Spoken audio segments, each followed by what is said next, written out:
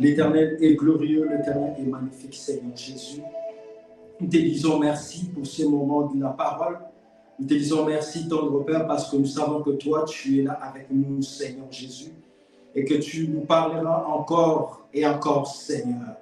Ainsi, Père éternel, nous venons donner gloire en ton nom, Seigneur Jésus-Christ. Laisse que ton nom soit béni, laisse que ton nom soit glorifié, laisse que ton nom soit honoré par-dessus tout et à perpétuité, Seigneur. Tu n'as pas de semblable, ton nom est glorieux, ton nom est magnifique, ton nom est merveilleux. Nous venons élever le nom de Jésus-Christ, nous venons glorifier le nom de Jésus-Christ, Seigneur, et nous prions, Père éternel, que tu sois au centre de ce message, Père éternel.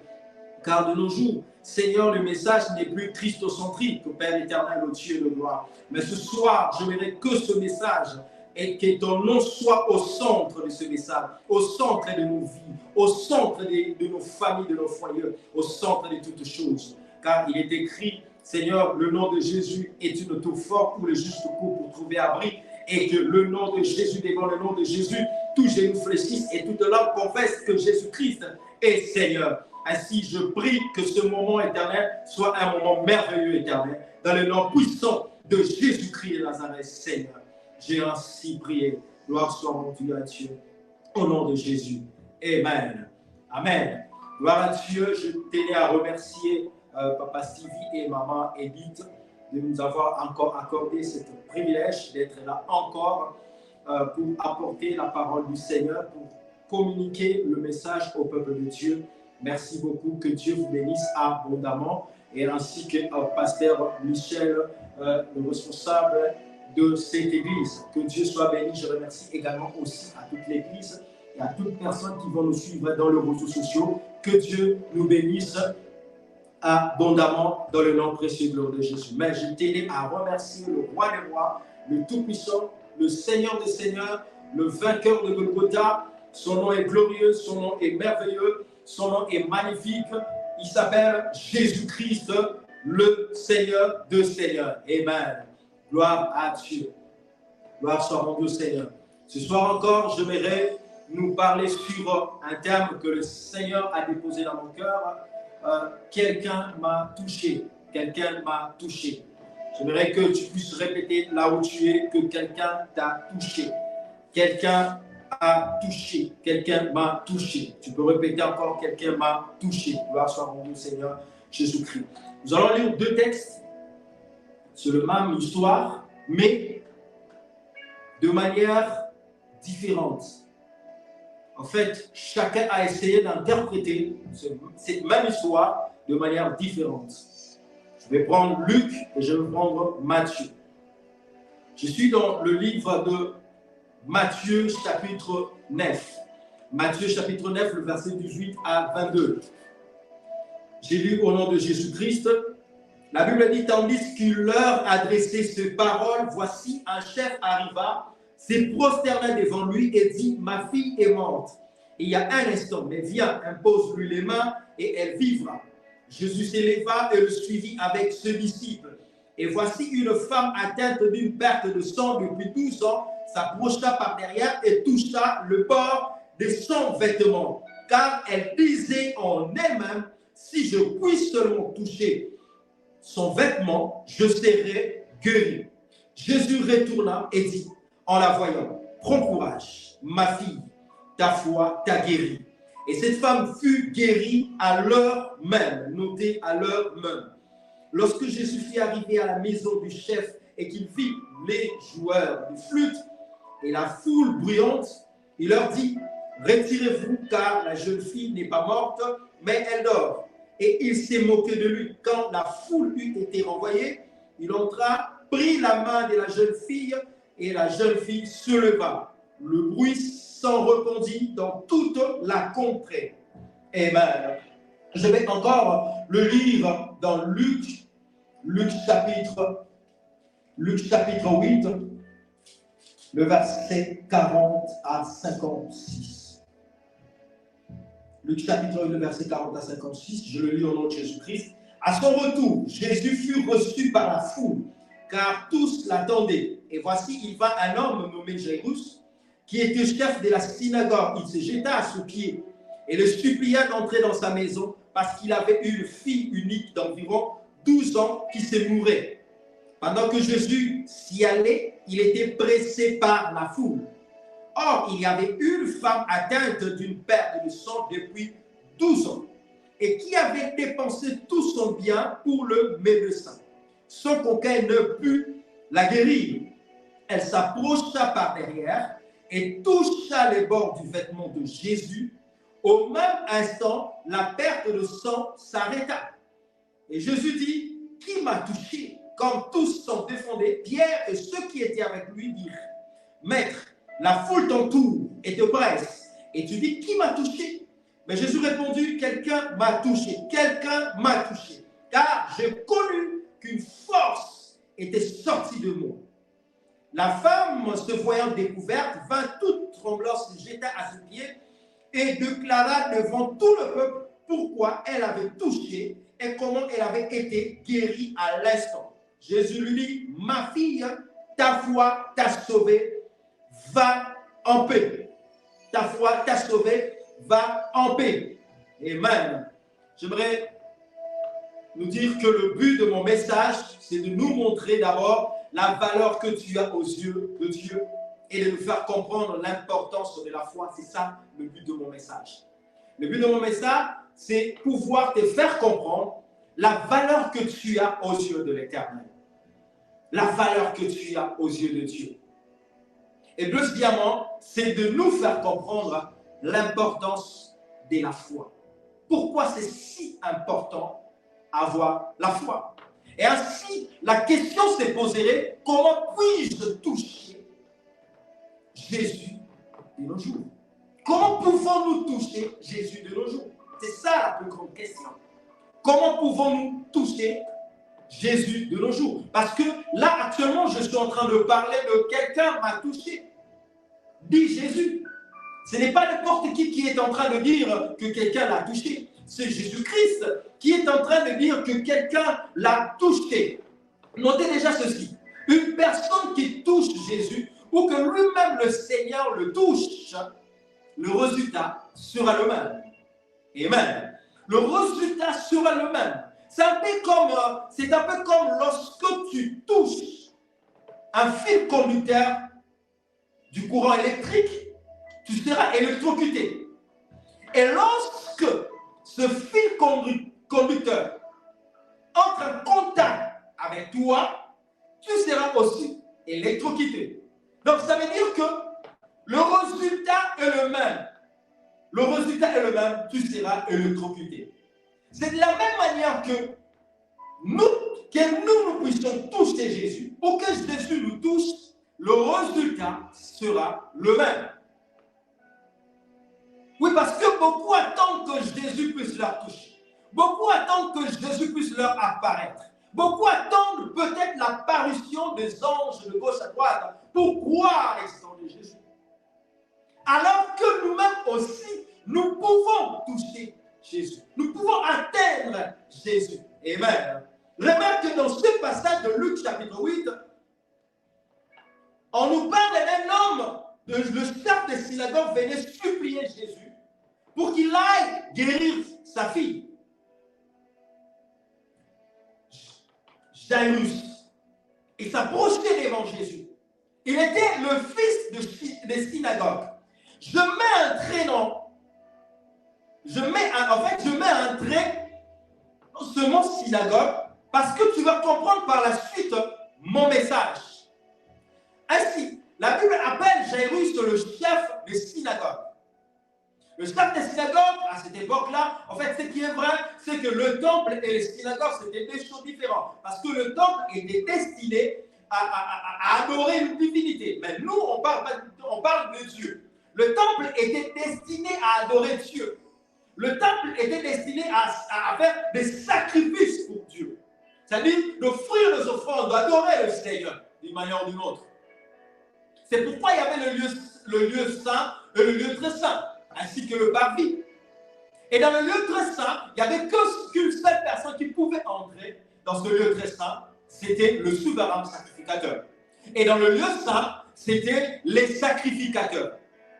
Parce que le souverain sacrificateur, c'est lui qui était le chef des sacrificateurs. Alors, les sacrificateurs pouvaient entrer dans le lieu saint pour faire certaines propriétés dans le lieu saint. Mais le seul endroit où l'arche de l'alliance était, c'était le souverain sacrificateur qui était obligé d'entrer dedans. C'est là où, et ce qui séparait le lieu saint et le lieu très saint, c'était en fait une voile. Que pour dire, nous ne pouvons pas avoir accès. Personne n'a accès dans celui-là parce que c'est un lieu trop saint. Dieu est tellement saint que même le mot saint, je ne sais pas si ça décrit réellement sa sainteté ou sa pureté. Mais ça, c'était au début, avant que Christ puisse venir. Au départ, c'est-à-dire dans l'ancienne alliance, toutes ces choses-là, tous ces rituels-là se faisaient. Bien sûr, Dieu l'avait recommandé. Mais il y a eu un temps aussi, le temple existait, mais il y avait aussi ce qu'on appelait les synagogues. Les synagogues, c'était des endroits, c'était un peu comme de petites églises aujourd'hui. Les synagogues, c'était des endroits où il y avait un chef placé là-dessus, où il venait faire la lecture de la parole de Dieu, et aussi prier, et aussi traiter des problèmes qui concernaient la communauté. Et on le faisait dans les synagogues.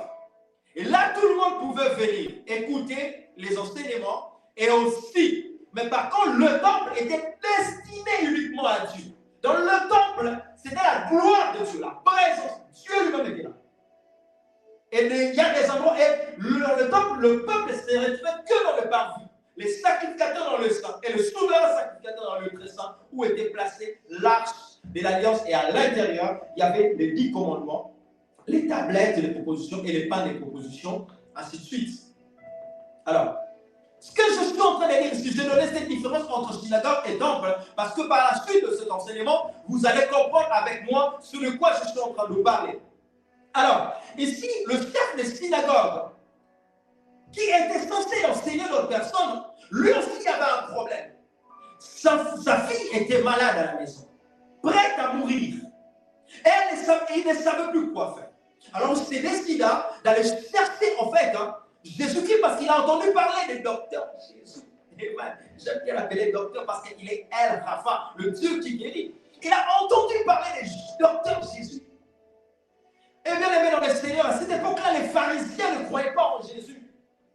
Tous ces pharisiens, les érudits, des personnes sages, entre guillemets, dans leur époque, dans leur temps, les gens qui étaient censés faire respecter la loi, les commandements, ainsi de suite, mais ils ne croyaient pas au miracle, ils ne croyaient pas aux guérisons, ils ne croyaient pas au surnaturel de Dieu. Mais ces jours-là, le chef des synagogues a vu que non, c'est assez. Je dois aller chercher cet homme, sinon ma fille va y passer.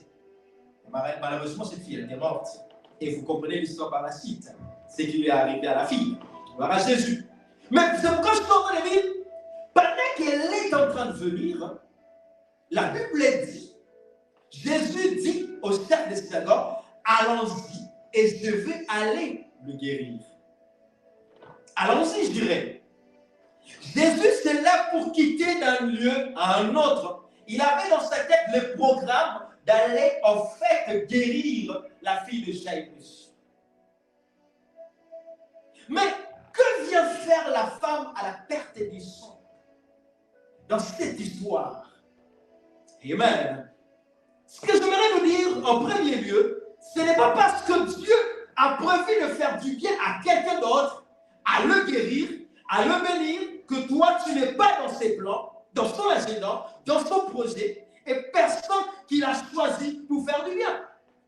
Non, bien aimé dans le Seigneur. Ce n'est pas parce que Jésus avait choisi d'aller faire pour aller guérir la fille de Jairus que toi tu n'es pas dans ses plans, que toi tu n'es pas dans ses projets. Non, frère, sœur, laisse-moi te dire une chose. Même si Dieu a décidé de faire du bien à d'autres personnes, j'aimerais t'annoncer la bonne nouvelle que toi aussi, tu fais partie des personnes qui ont été testées, qui sont dans le plan de Dieu. Tu fais partie aussi des personnes importantes. Tu fais partie des personnes qui ont de la valeur aux yeux de Dieu. Ce n'est pas parce que Dieu a choisi, a décidé de bénir notre personne et qu'il t'a oublié. Non. Il ne t'a pas oublié. J'aime la chanson qui dit, tu ne m'as pas oublié, tu m'aimes encore. Donc Dieu ne t'a pas oublié, il t'aime. Ce n'est pas parce que Dieu a décidé d'élever une autre personne dans ce moment-là que Dieu t'a oublié, que Dieu t'a abandonné. Non, bien-aimé dans le Seigneur, non, Dieu ne t'a pas oublié. J'aimerais dire à une personne que Dieu ne t'a pas oublié, Dieu ne t'a pas abandonné. Tu es dans le plan de Dieu, tu es dans l'agenda de Dieu, dans son calendrier de faire des gens du bien, tu y es dedans. Amen. Amen. Écoutez, mais si c'était le cas, en fait, et que Dieu, le Seigneur, n'allait pas nous dire dans Jérémie chapitre 29, le verset 11, car je connais le projet que j'ai formé sur vous, dit l'Éternel, projet de paix et non de malheur, afin de vous donner un avenir et de l'espérance. Vous m'invoquerez et vous partirez et vous prierez et je vous exaucerai. Si tu n'étais pas dans le plan de Dieu, l'Éternel n'allait même pas nous laisser ce texte, ce passage qui dit, je connais les projets que j'ai formés pour vous, que j'ai formés sur vous, les projets. Dieu dit, je connais, en d'autres termes, il dit, je n'ai pas oublié le projet que j'ai formé pour vous. Dieu n'a pas oublié le projet qu'il a formé pour nous. Le projet de paix et non de malheur. Il précise le projet de paix et non de malheur afin de vous donner un avenir et de l'espérance. Je voudrais dire à une personne que tu as un avenir entre les mains de Dieu. Peu importe la situation, peu importe les circonstances, peu importe ce que les gens peuvent te traiter aujourd'hui, mais je voudrais t'annoncer et te rassurer que tu as un avenir entre les mains de Dieu. Ton avenir n'est pas entre les mains des hommes. Ton avenir n'est pas entre les mains des hommes. Ta destinée n'est pas entre les mains des hommes, mais ta destinée est entre les mains de Dieu. Ce n'est pas parce que Dieu a décidé que d'autres vont se marier et que Dieu t'a oublié. Ce n'est pas parce que Dieu a décidé de donner à certaines personnes du travail et que Dieu t'a oublié. Ce n'est pas parce que Dieu a décidé de guérir une autre personne du cancer que Dieu t'a oublié. Non, Dieu n'oublie personne, il connaît. Il n'oublie personne. Et d'ailleurs, lui-même savait qu'en cours de route, certainement je rencontrerai de telles personnes. Et chaque semaine que Jésus est passé, ce n'était pas un hasard. Il savait que dans chaque semaine, parce qu'il avait dit, Jésus alla de lieu en lieu, faisant du bien et guérissant le malade. Guérissant le malade. Jésus allait de lieu en lieu, faisant du bien et guérissait le malade. Donc en fait, chaque chemin par lequel Jésus passait, le Seigneur savait. Le Seigneur savait que dans ce chemin, je vais rencontrer telle personne qui a telle maladie. Et quand je ferai l'autre chemin, je vais rencontrer telle personne qui a tel cas. Ce n'était pas un hasard, c'était prédestiné la chose. C'était prédestiné la chose. Parce qu'il était venu dans le monde pour guérir. Il était venu dans le monde pour faire du bien à quelqu'un. Cette femme n'avait plus de paix. Alors que Dieu dit, voici les projets que je fais pour vous, les projets de paix et non de malheur. Mais la femme à la perte du sang n'avait plus de paix. La femme à la perte du sang avait perdu la paix depuis longtemps. J'ai lu des textes. Certains détails, Matthieu ne l'a pas donné, mais Luc lui a donné, parce que Luc était un médecin. Luc a donné certains détails qui concernaient le médecin, parce que Luc était aussi un médecin. Matthieu était un collecteur de bouquets devenu disciple de Jésus. Il a parlé de certains détails, mais j'aimerais parler. Luc, lui, est un médecin et c'est ce que c'est passer pendant, vivre 12 ans dans une maladie. Bien-aimé, 12 ans avec une maladie. Et quelle est cette maladie que tu souffres? Que Dieu ne peut pas guérir. Mais cette femme, 12 ans, et pas n'importe quelle maladie, une maladie de honte, une maladie d'humiliation. Une maladie d'humiliation. Elle coulait du sang. Pendant 12 ans. Et je me disais même, si c'était la grâce de Dieu, cette femme allait mourir déjà depuis. Elle est déjà mourir depuis. En fait, tout a été prédestiné dans le calendrier de Dieu, c'est-à-dire que après 12 ans de ta maladie, tu rencontreras Jésus-Christ sur ton chemin et tu le toucheras et tu seras guéri. Donc, ça veut dire que tout était déjà prédestiné.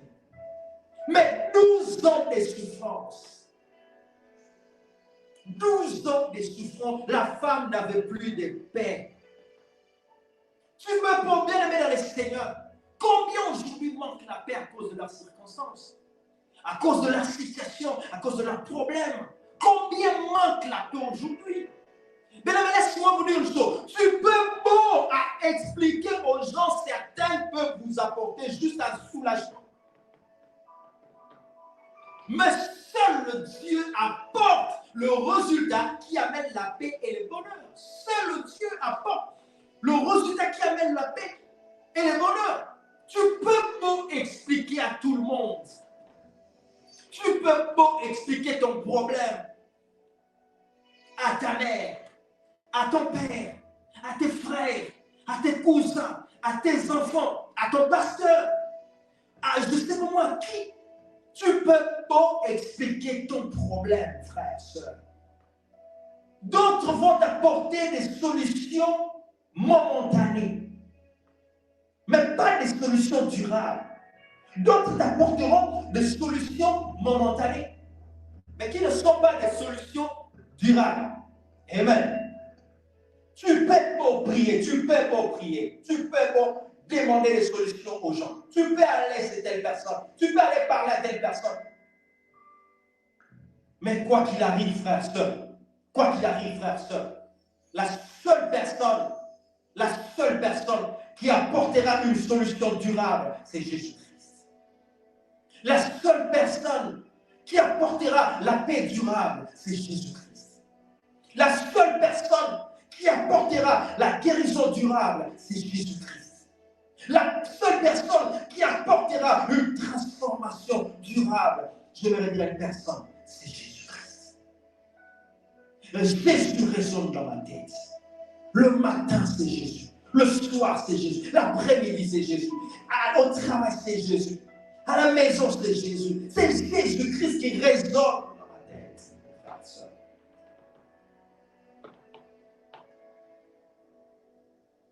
La solution que les gens vont t'apporter, ce que des solutions momentanées, comme je le disais. Mais écoute, la paix de Jésus. Dans Jean chapitre 14, verset 27, la Bible dit, je vous laisse la paix, je vous donne ma paix. Je ne vous donne pas comme le monde le donne.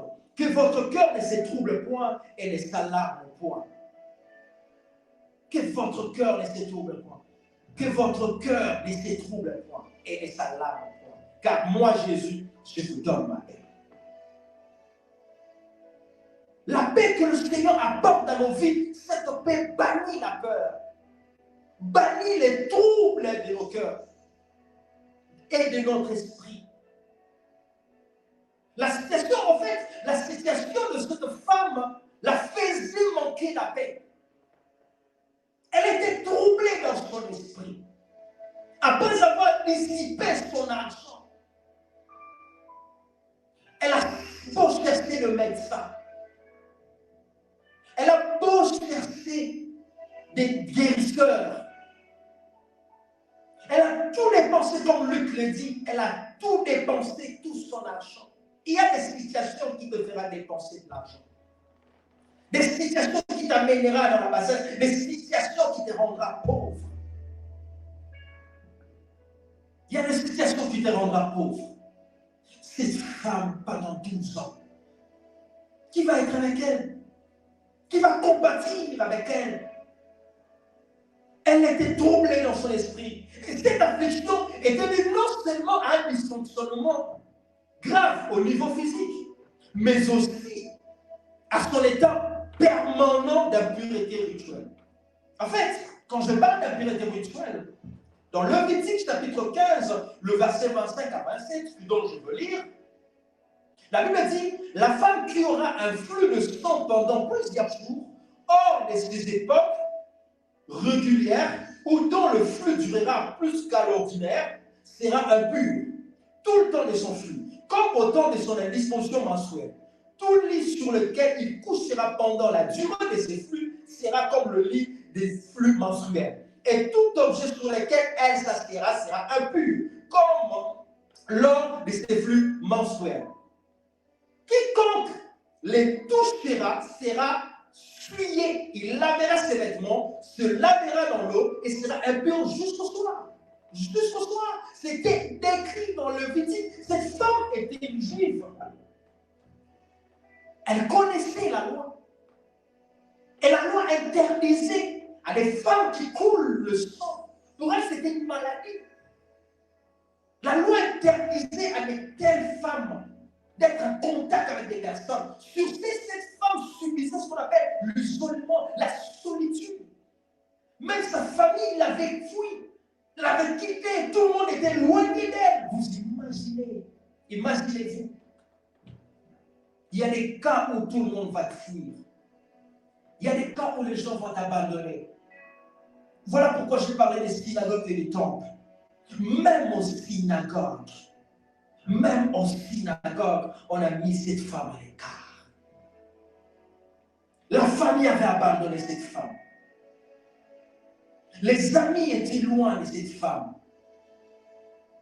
Et j'en profite pour encourager une femme pendant les journées où ce mois dédié à la femme. Pour moi, les dédicaces à la femme, c'est tout le jour, c'est pas 35 jours. Et on réfléchit par rapport à ce qui s'est passé, comment on a tué les 158, 159 femmes qui réclamaient leurs droits et leur salaire. Comment on les a massacrées et tuées. Ce sont des journées de réflexion.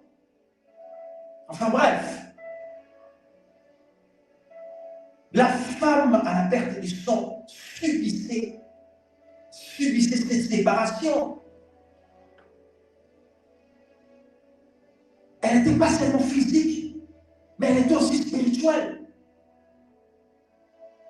Le sang a abandonné. Tout le monde a quitté, tout le monde l'a fui. À cause de cette loi, tout le monde l'évitait, y compris les membres de sa famille.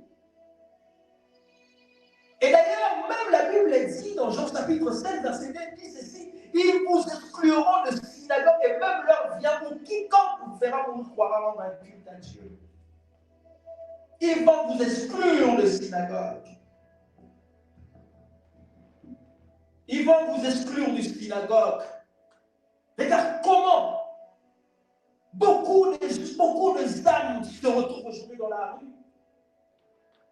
Beaucoup d'âmes se retrouvent dans la rue à cause, entre guillemets, de certains pasteurs, de certains servants de Dieu, serviteurs de Dieu. Que Dieu bénisse tous les serviteurs et servants de Dieu qui font le travail tout en conservant, en gardant avec beaucoup d'amour et en soignant ces blessés de guerre, en soignant ces âmes. Je me rappelle, au début de mon ministère, en 2012, je me rappelle, le Seigneur m'a dit une chose. Entre autres, on attendait des langages du genre, si tu ne veux pas, pars, le Seigneur enverra quelqu'un d'autre. Tu ne veux pas, quitte l'église, le Seigneur enverra quelque chose. C'est bien bon de dire ça. C'est bien bon de dire ça. Mais une personne qui est morte pour cet homme ne dira pas ça. Et une personne qui a donné sa vie pour cet âme ne dira pas ça. Une personne, un père ou une mère qui connaît l'importance de l'enfant ne dira pas ça. Ne dira pas ça. Jésus m'a dit, est-ce que tu connais la valeur d'une âme? Au début de mon ministère, pastoral bien sûr. Est-ce que tu connais la valeur d'une âme? Je lui ai dit, Seigneur, c'est toi qui connais. Il m'a reposé l'autre question.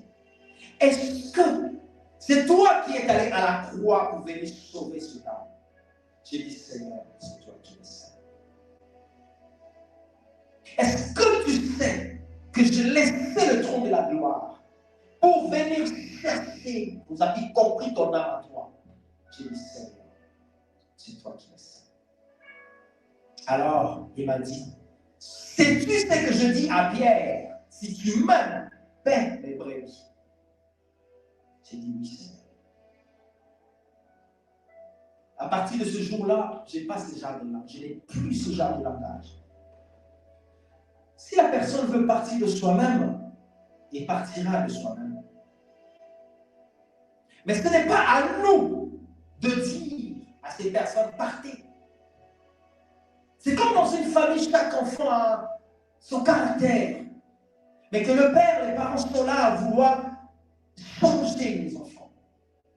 Mais puisque tu connais la douleur de l'enfant, tu vas supporter cet enfant-là. Seules les personnes qui ne connaissent pas la douleur des enfants ne peuvent pas comprendre cela. Parce qu'ils savent, et je parle que ça soit biologique ou que ça soit spirituel, que tu as pris ton temps d'enseigner cet enfant. Tu as pris ton temps de prêcher l'évangile, de parler de Jésus à tous ces enfants-là, à toutes ces personnes-là. Combien de douleur quand tu le vois retourner dans le monde, quand tu le vois arriver, ça va te faire mal. Mais là, les gens ont chassé cette femme d'Israël. Et ils ne pouvaient plus y accéder. Ils ne pouvaient plus entrer dans la synagogue parce qu'il était impur, parce qu'elle était devenue impure. Amen. Mais Jésus ne l'avait pas réprimandé. Mais ce que j'aime avec cette femme, malgré son état, malgré la loi, je vais lire dans ma église qui a été inspirée par le Saint-Esprit afin de parler de malgré la loi. Ce que j'aime dans cette femme, malgré la loi de Lévitique chapitre 15, qu'une femme qui coule du sang ne peut pas être en contact avec des personnes, des gens ne peuvent être lapidés. Mais cette femme a bravi les dangers. Elle a risqué sa vie. Quand elle a vu Jésus, elle a dit, si je puis seulement toucher le pan de sa robe, certainement je serai guéri. Voilà pourquoi Matthieu l'a bien dit. Luc n'a pas dit cette phrase, si je puis toucher le pan de sa robe. Mais dans Matthieu, il dit, si je puis toucher seulement. Avant même de toucher, la femme a vu sa guérison dans l'esprit. Elle se voyait guérie en touchant Jésus. Que vois-tu dans ta situation? Est-ce que tu vois ta solution viendra des gens? Est-ce que tu vois ta solution viendra des personnes? À chaque fois que j'ai eu, à un moment donné aussi, le parcours de ma vie, à chaque fois j'ai eu à dire aussi, je crois quand même, je peux peut-être demander de l'aide à quelqu'un. À chaque fois que j'ai eu à mettre simplement cette personne dans mon esprit, je n'ai jamais reçu de l'aide. Jamais reçu de l'aide. Mais à chaque fois que quand je me réfère à mon Dieu, je tourne le regard vers Dieu en lui disant, Seigneur, c'est mes dernières cartes que je joue. Et une fois c'est fini, je pourrais me retrouver dans la rue. Une fois c'est fini, je pourrais devenir telle chose. C'est là où Dieu intervient. C'est là où Dieu intervient. Que vois-tu dans ta situation? Que vois-tu dans ta situation, frère, sœur?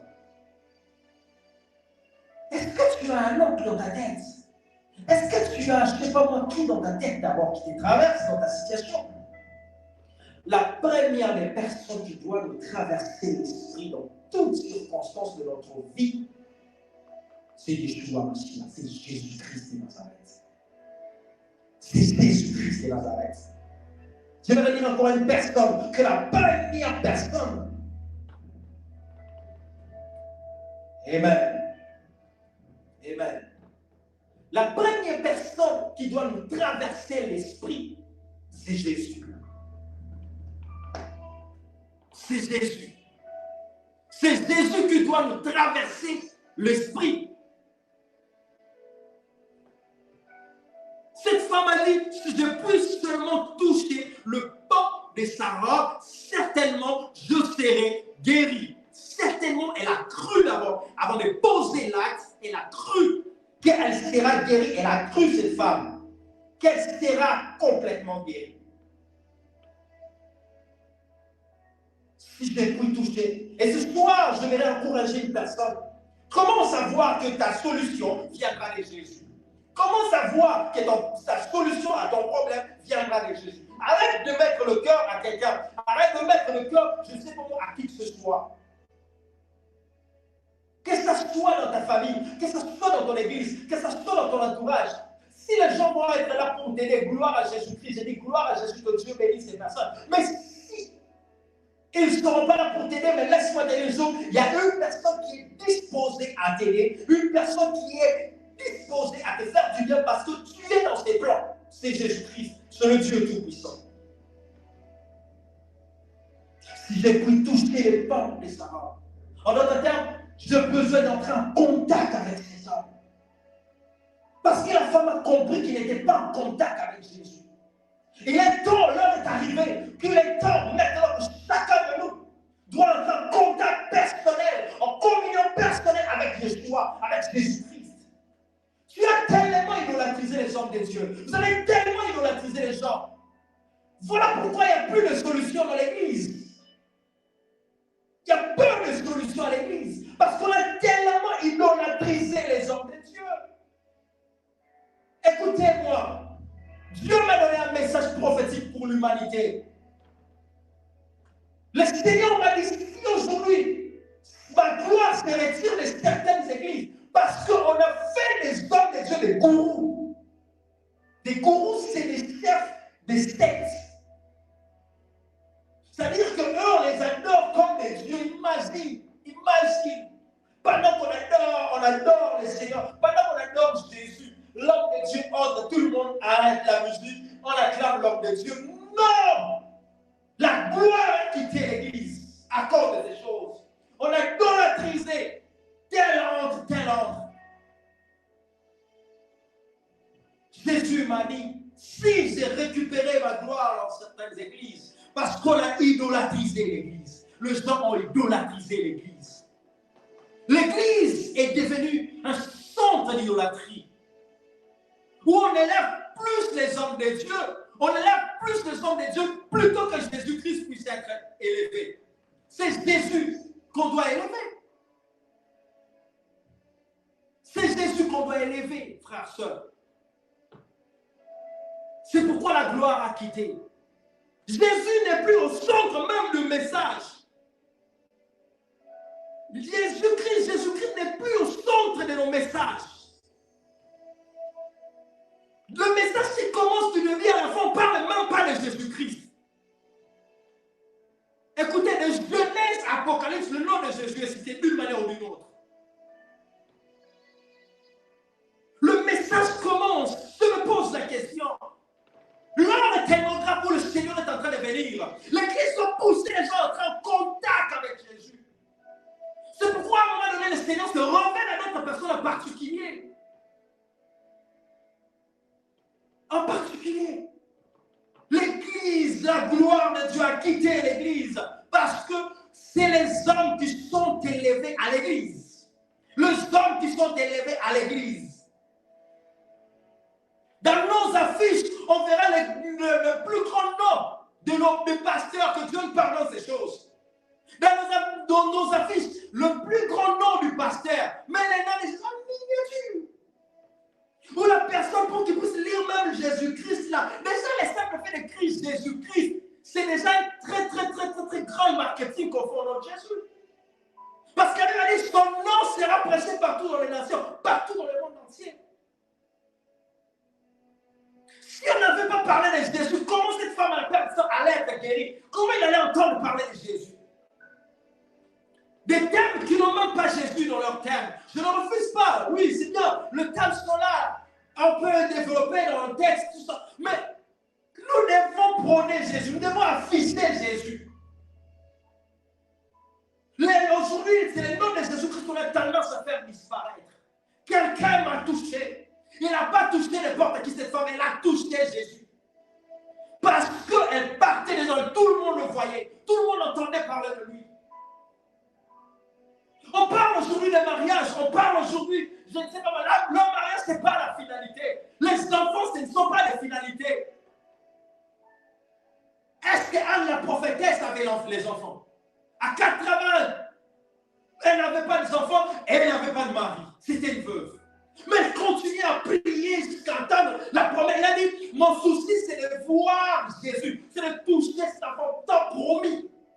C'était ça son enthousiasme. C'était ça son désir. Les gens ne sont plus sensibles au nom de Jésus-Christ. Ils ne sont plus sensibles à ce nom. La Bible dit, au nom de Jésus, tous genoux fléchissent et toute langue confesse que Jésus-Christ est Seigneur. Que Jésus-Christ est Seigneur. Les gens ne sont plus sensibles au nom de Jésus-Christ. J'ai même vu les gens dire, on va faire le miracle au nom des papas, au nom des mamans, au nom des tantis, au nom des tontons. On prend la photo des papas, on met dans le ventre de quelqu'un. Qui vous a dit ces choses, c'est l'idolâtrie? Qui nous a montré ces choses? Écoutez, le fait que les gens ont touché les habits des pommes ou les habits ne fait pas de ces choses un rituel à l'église. Où on devait vendre des photos. J'ai vu des églises qui vendent des photos de l'homme de Dieu. Pourquoi? Parce que le photo de l'homme de Dieu, c'est ce qui guérit les malades. Quelle idolâtrie! En fait, les actes de foi, tous ces actes de foi doivent relever de la personne lui-même vis-à-vis de Dieu que l'homme de Dieu prêche. Mais ce n'est pas que l'homme de Dieu doit obliger et faire vendre aux gens même des lois à l'église, des sons, des serviettes, je ne sais pas moi quoi, des coussins et tout. Si tu rentres en contact avec les coussins de l'homme de Dieu, la paix va venir. Qui vous a dit ces choses? La paix vient au nom de Jésus. La guérison vient au nom de Jésus. Les succès viennent au nom de Jésus-Christ et non pas au nom de l'homme de Dieu. Arrêtons d'idolâtrer. Honorez les hommes de Dieu. Respectez les hommes de Dieu. Obéissez à vos conducteurs, aux hommes de Dieu. Mais n'idolâtrisez pas les hommes de Dieu. N'adorez pas les hommes de Dieu. N'adorez pas les prophètes, les pasteurs, les évangélistes, les docteurs. Je ne sais pas moi. Ne les adorez pas. Ne les adorez pas. Ne les adorez pas. L'église n'est pas une synagogue. L'église n'est pas une caverne des démons. Car là où on adore l'idolâtrie, les démons font leur siège. Et Dieu n'y est pas. La gloire de Dieu n'est pas. Vous pouvez être surpris certains miracles qui se font par l'entremise des démons, mais ce n'est pas Jésus. Et ce ne sont pas des miracles durables. Ce ne sont pas des miracles durables. Si je puis toucher les pans de la robe de cet homme, de Jésus-Christ, certainement je serai guéri. Certainement je serai touché. Certainement je serai transformé. Certainement je serai pur. Je serai pur. Certainement. Voilà pourquoi, à cause de ça, la femme à la perdition, après avoir tout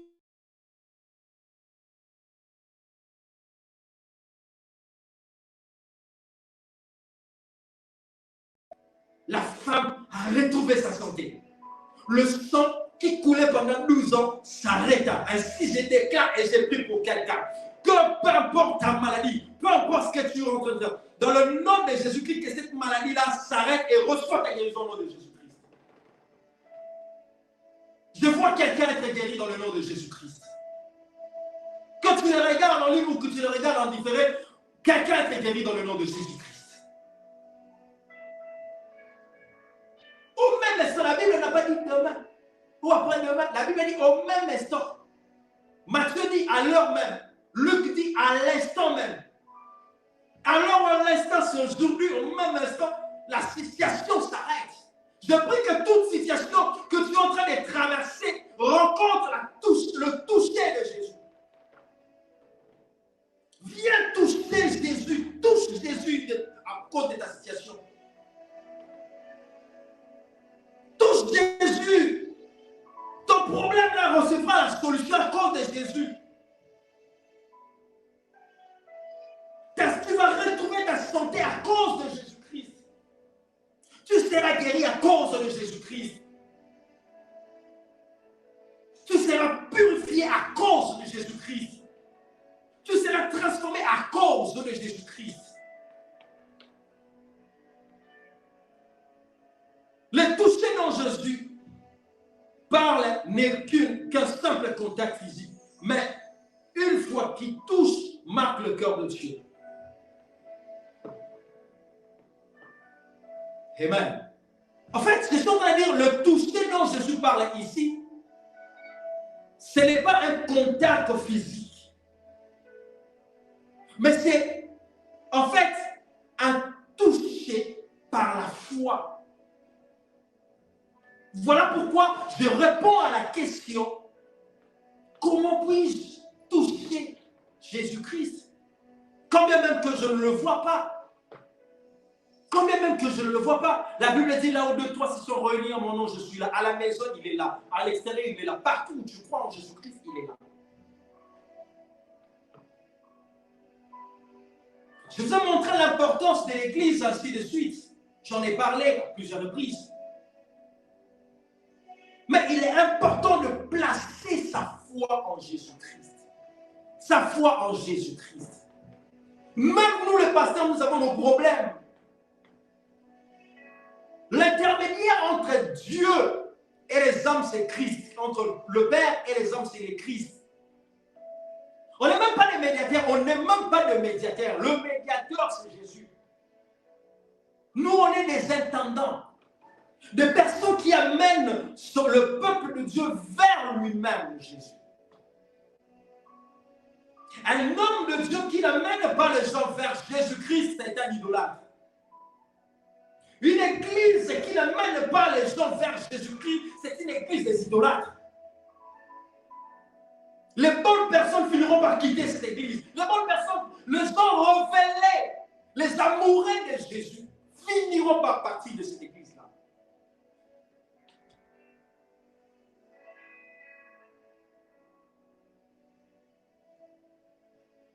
Jésus dit, quelqu'un m'a touché. Mais Paul lui dit, mais Seigneur, la foule te presse. Les gens sont là, en train de te suivre. Mais comment est-ce que tu peux dire que la foule, comment est-ce que tu peux dire que quelqu'un m'a touché alors que tout le monde te coince, tout le monde te presse? Il y a la foule. Parce que Pierre ne pouvait pas discerner quel est le toucher dans lequel Jésus parlait. Jésus ne parlait pas de toucher de tout le monde. Mais Jésus parlait de toucher de la foi.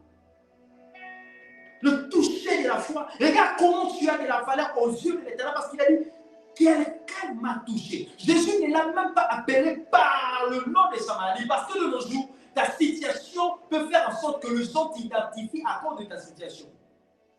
C'est pourquoi on l'appelait la femme à la perte du sang. On ne l'appelait même plus son nom. Même plus par son nom. Mais on l'appelait la femme à la perte du sang. D'autres commencent à les appeler, regarde-moi cette maladie ou maladive. Par rapport à ta situation, regarde-moi cette cancéreux, regarde-moi cette sidatique. Pourquoi? Parce que les gens ont oublié qui tu es. Tu n'as plus de valeur parce que ta maladie-là ne te valorise plus. Et fait en sorte que les gens ne te valorisent plus. Mais laisse-moi t'encourager, peu importe la maladie que tu portes, peu importe les situations, les circonstances à laquelle tu portes, tu as de la valeur aux yeux de l'Éternel. Tourne les regards vers Jésus-Christ. Tu peux toucher Jésus par ta foi. La foi est une ferme assurance de choses qu'on espère et une démonstration de celles qu'on ne voit pas. Tu peux toucher Jésus par ta foi. Tu peux toucher, j'aimerais dire à une personne que tu peux toucher Jésus par ta foi. Tu peux entrer en contact, que Jésus me touche ou que je le touche, le résultat est le même. Qu'il touche ou que si Jésus avait imposé les mains à cette femme, la guérison, elle allait recevoir sa guérison instantanément. Mais si aussi elle-même s'était décidée, si je peux toucher le pan de sa robe, je serais certainement guéri. Puis moi, c'est à ce moment-là qu'une force, une puissance est sortie du corps de Jésus. Lorsque tu mets ta foi en Christ, le Seigneur libère une puissance, il libère une force en lui pour venir te solutionner, pour venir apporter des résultats dans nos vies. La foi, c'est un déclencheur des miracles. La foi en Jésus-Christ, c'est un déclencheur de miracles. La foi en Jésus-Christ, c'est un déclencheur de résultats. La foi en Jésus-Christ, c'est un déclencheur d'impact. Tous ces hommes, on ne les connaissait pas, mais on les a connus parce qu'ils parlaient de Jésus. Et si aujourd'hui aussi certains, entre guillemets, nous connaissent, nous voient, c'est parce que nous parlons de Jésus. Je ne viens pas parler d'électricité ou d'informatique, je parle de Jésus-Christ. Voilà pourquoi certains nous regardent, certains nous connaissent, certains nous appellent des pasteurs, parce que nous parlons de Jésus. Alors pourquoi ce qui t'a fait sortir, tu dois l'abandonner pour que tu tournes les regards vers toi?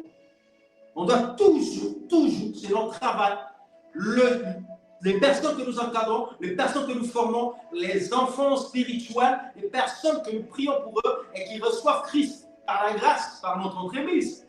Ces personnes-là, nous devons leur orienter vers Jésus. Moïse ne sera plus là. C'est Josué qui prendra le relève. C'est pourquoi beaucoup de personnes voulaient commencer même à idolâtriser Moïse. Josué ne sera plus là. Peut-être que ça sera le temps de Gédéon. Gédéon ne sera plus là. C'est pourquoi mais Jésus reste éternel. Jésus-Christ sera toujours là. Il reste éternel, il demeure éternel. Nous avons vu le pasteur tomber du haut de la chair, mourir. Non, ce n'est pas parce qu'il était des mois où il marchait mal. Non, rien à voir dans tout ça. Peut-être que le passé, il avait un problème cardiaque. Il a été soufflé et tomba par terre et meurt. Ça arrive. C'est un homme. Pour nous dire que c'est un être humain. Malgré le miracle que Paul faisait, on a fini par les décapiter. Malgré le miracle que Pierre faisait, on a fini par quoi? Par le pendre, tête en haut, tête en bas, les pieds en haut. Malgré les choses, Étienne a été lapidé. Jacques a été tué. Donc, ça veut dire que ne place pas ta foi à un homme. Place ta foi en Jésus-Christ que prêche cet homme. Et tu dois la rassurer que vraiment cet homme prêche Jésus. Pendant que je suis en train d'atterrir dans mon message, j'aimerais déjà encourager une personne. Quelqu'un m'a touché, montre que tu as de l'importance. C'est une personne qui sort de l'ordinaire.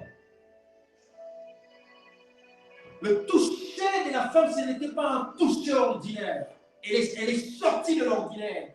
Pendant que tout le monde coinçait Jésus, elle voyait que en coinçant Jésus, je peux être guéri. C'est-à-dire, un contact par la foi va déclencher quelque chose de particulier.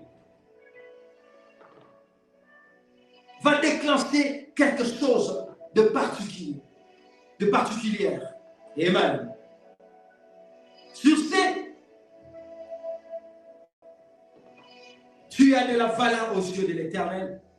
C'est pourquoi Jean chapitre 3, verset 16, la Bible dit, Dieu a tant aimé le monde qu'il a donné son Fils unique afin que quiconque croit en lui ne périsse point, mais qu'il ait la vie éternelle. La vie éternelle. La vie éternelle. J'ai rencontré un homme de Dieu, je vais mettre une parenthèse, j'ai rencontré un jour un homme de Dieu, quelqu'un qui m'a dit, non mais pasteur, tu parles avec beaucoup de versets bibliques.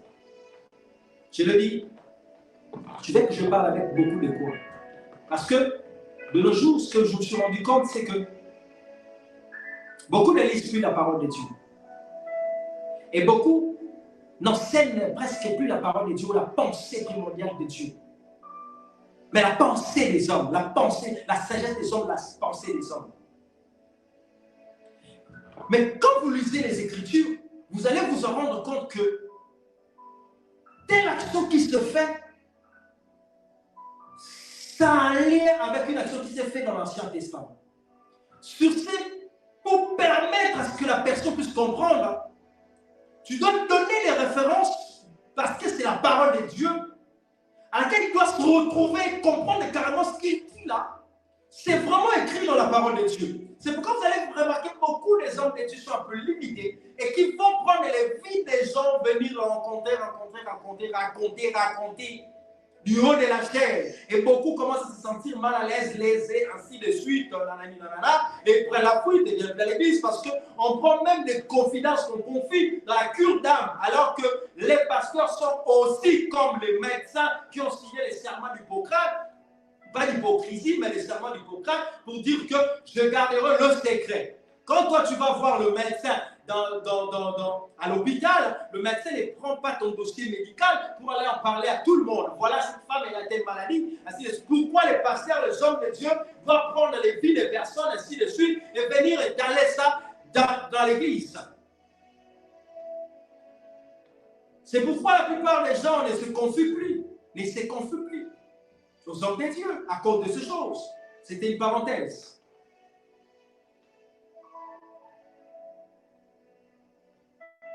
Je vais donner 3 points Et on va finir et clôturer ce moment. Le toucher dont Jésus parlait ici, c'est le toucher qui implique la foi. Et la foi implique trois choses. La première des choses, c'est de croire à l'existence de Dieu et qu'il est le vrai Dieu qu'on doit adorer. Hébreux chapitre 11, verset 6. Il est impossible d'être agréable à Dieu. On commence par sans la foi, il est impossible d'être agréable à Dieu. Il faut que ceux qui s'approchent de Dieu croient qu'il existe et qu'il est le rémunérateur de ceux qui le cherchent. La foi implique d'abord de croire à l'existence de Dieu. Si nous nous réunissons à un peuple ministry, parce que nous croyons que Dieu existe et qu'il est aussi avec nous à un peuple ministry. Si Dieu n'y était pas là, on n'allait même pas être là. Rassurez-vous, moi la première personne, Papa Stevie la première personne, Maman Edith la première personne, n'allait même pas être là. Pasteur Michel la première personne. Parce que nous croyons à l'existence de Dieu, c'est pourquoi nous nous réunissons pour l'adorer, pour le rendre un culte agréable. Tu ne peux pas avoir la foi en Dieu, tu ne peux pas toucher Dieu par ta foi si tu ne crois même pas qu'il est là. Tu ne crois même pas qu'il existe. Tu as des théories et des théorèmes dans ta tête. Tu sembles comme si, pour moi, on m'a dit, est-ce que tu crois quand même? Bon, on t'a dit. Je vais être comme l'aveugle qui a été touché. L'aveugle qui a été touché par Jésus, qui a été guéri par Jésus, on vient lui dire, mais est-ce que tu sais que cet homme c'est un pécheur? Il dit, qu'il soit un pécheur ou pas, mais moi c'est que je sais que j'étais aveugle, j'ai guéri, j'ai vois à nouveau. Oui, on t'a rencontré, on te parle, mais est-ce que toi-même tu crois à l'existence de Dieu? Est-ce que tu crois à l'existence de Dieu? Parce que si tu crois à l'existence de Dieu, tu viendras à l'église. Si tu crois à l'existence de Dieu, tu adoreras Dieu dans ta maison. Tu crois à l'existence de Dieu, tu parleras de Dieu, tu parleras de Jésus-Christ partout.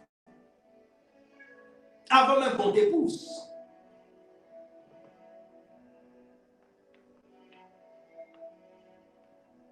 Une foi qui ne t'épouse pas à adorer Dieu, la première des choses, ta foi ne doit pas baser sur le matériel. Ta foi ne doit pas baser sur le matériel, c'est des accessoires, toutes ces choses. Certes, il peut avoir les soucis de la vie, c'est vrai, on vit sur la terre, on est là, on a besoin de toutes ces choses-là, et tout ça, c'est les besoins, on en a besoin, ainsi de suite. Mais cela ne gâche pas ma joie éternelle, parce que je suis rassuré que même si je meurs aujourd'hui, je serai aussi avec Dieu. Ça, je le dis du haut de la chaîne. Je suis rassuré que si je meurs aujourd'hui, je n'ai pas de problème avec personne, je serai dans le royaume de Dieu.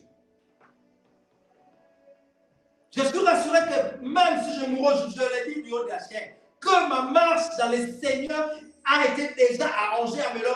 Je suis vraiment dans le droit du Seigneur.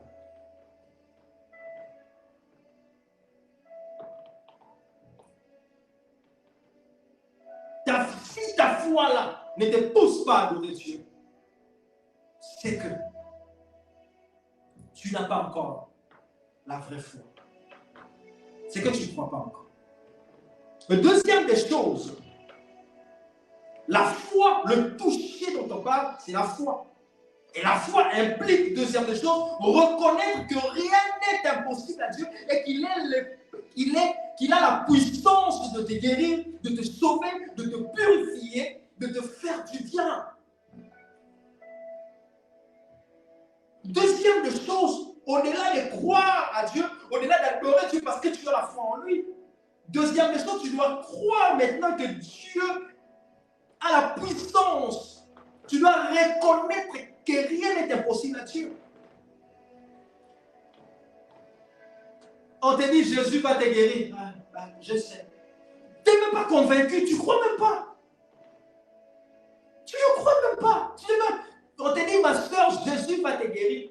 Tu n'es même pas convaincu. Est-ce que vous savez qu'il y a même des guérisons où Jésus, alors que les gens attendaient qu'il y ait des délivrance comme aujourd'hui. Il faut entrer dans des... Est-ce que vous savez, une simple parole de la Bible peut te délivrer? Avant même que tu fasses des 25 jours de jeûne et prière. Moi, j'ai vu des gens entrer des jeûnes de 25 jours, de 30 jours de jeûne et prière.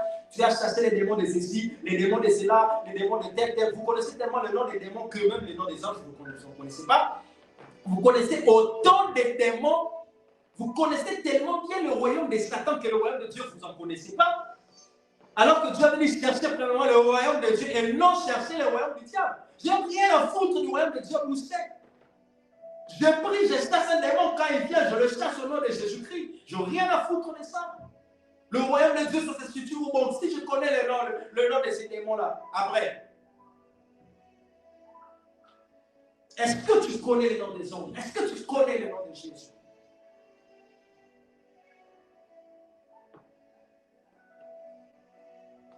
Je ne dis pas de ne pas jeûner parce que je jeûne. Je jeûne. Je suis la première personne aussi à jeûner. Mais ce que je suis en train de nous faire comprendre, une chose que beaucoup ne croient pas. Même quand tu vas jeûner là, tu ne crois même pas que Dieu va te visiter dans ce jeûne de prière-là. Et je disais que beaucoup de personnes, savez-vous que Jésus a simplement dit à certaines personnes, va ta foi t'a sauvé. Il arrive et Jésus dit, va ta foi t'a sauvé.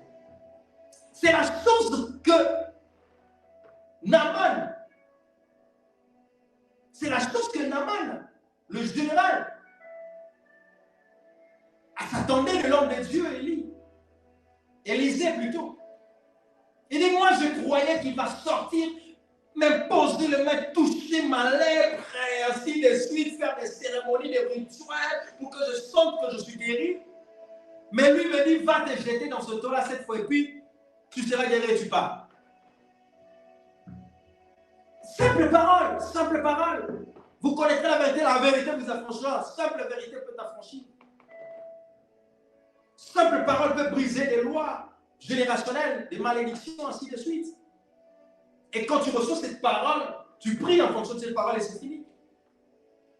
Tu ne seras pas là à étudier tout un séminaire, tout un je ne sais pas quoi là, en train d'étudier les démons d'un tel, démons d'un tel, démons de ceci, démons de cela, démons de ceci, démons de cela, les liens de ceci. Est-ce que vous savez qu'il y en a aussi des liens célestes, le lien divin? Celui qui est en Jésus est lié en Jésus. Il y a un lien entre nous et Jésus. Le problème, c'est de traiter le péché. C'est ça le plus grand problème, c'est de traiter le péché. Et tous ces démons-là, on a tellement tendance à chasser. On a tellement tendance à chasser les démons, à chasser les mouches. Mais on n'enlève pas la poubelle. Les mouches suivent la poubelle. On cherche les démons, on cherche les démons de ceci, démons de cela, démons de ceci, démons de cela. Mais tant que tu n'as pas enlevé la poubelle, les démons ne vont pas partir. Ils viendront, ils suivront la paix. Enlève ce péché-là. Cette femme-là, quand elle a touché Jésus, elle a été purifiée. Et Jésus dit, va, ta foi t'a sauvé. Je t'ai sauvé, non seulement je te guéris, mais je t'ai sauvé du péché. Je t'ai sauvé du mal. Mais tu dois reconnaître que Christ a la puissance, il a le pouvoir de te guérir, que la parole de Dieu a le pouvoir de te transformer. Reconnaître.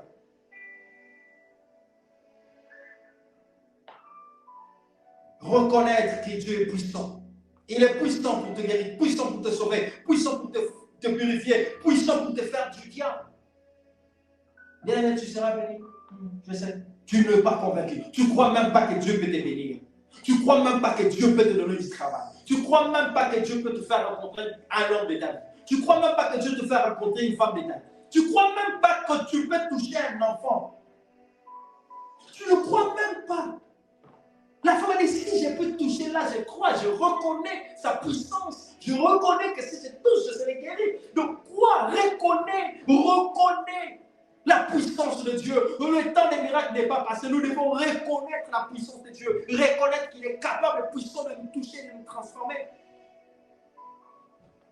Enfin, la troisième des choses qui implique la foi, le toucher de la foi, c'est obéir toujours à la voix de Dieu, à ses commandements, à sa parole. Nombre 15, versets 37 à 41, tu peux le lire à la maison.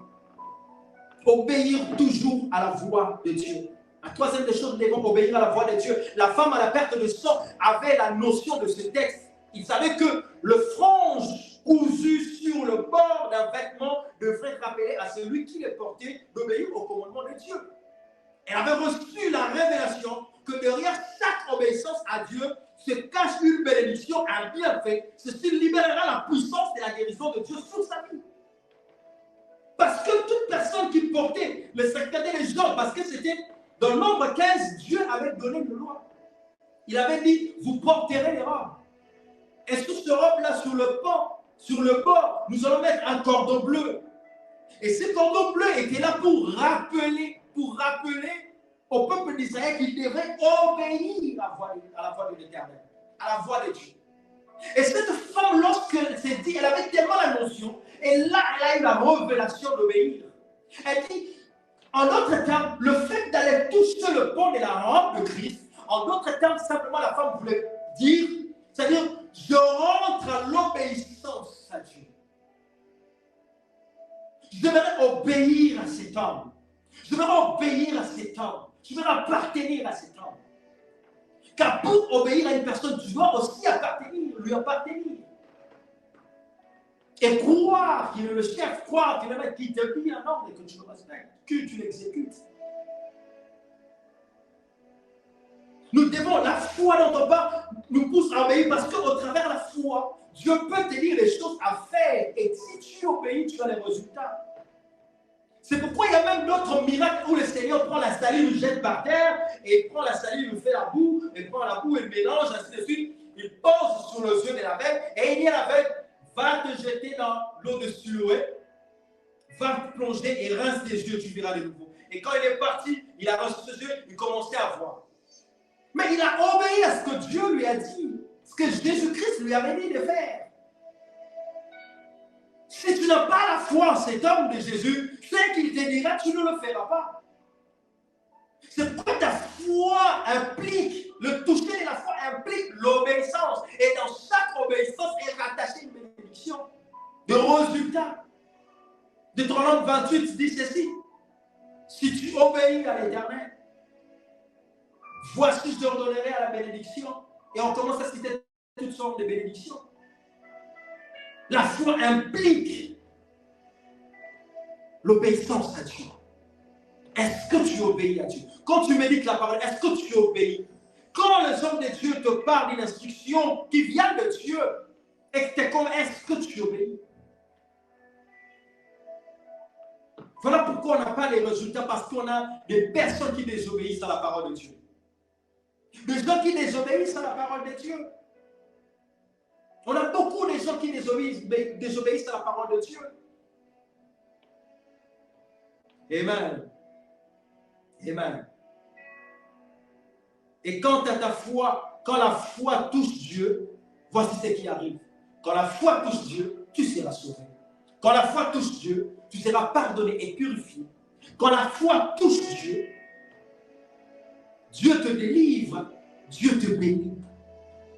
Quand ta foi touche Dieu, quand ta foi touche Dieu, comme la femme à la perte du sang, ta foi touchait Dieu, elle était complètement guérie, elle était complètement transformée, elle était complètement changée, elle était complètement purifiée de ses maux, de son sang qui coulait et de ce péché.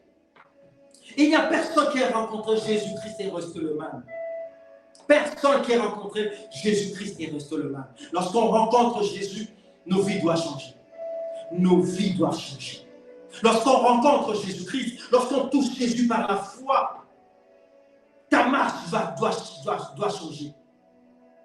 C'est pourquoi j'aimerais dire à une personne qui n'a pas donné sa vie en Jésus-Christ, c'est maintenant le temps où tu n'auras peut-être plus ce temps-là, car il est écrit, rachetons le temps, car les jours sont mauvais. Il est temps de donner sa vie à Jésus-Christ. Il est temps de dire, Seigneur, je reviens auprès de toi. Ainsi, tu vas prier avec moi. Seigneur, je vais te toucher par ma foi. Je vais te toucher par ma foi. Tu vas prier là où tu es. Tu vas dire à Dieu, Seigneur, je vais te toucher par la foi. Je verrai, Seigneur Dieu Tout-Puissant, Et si tu n'as pas donné ta vie, je te dis, Seigneur, je t'invite dans mon cœur.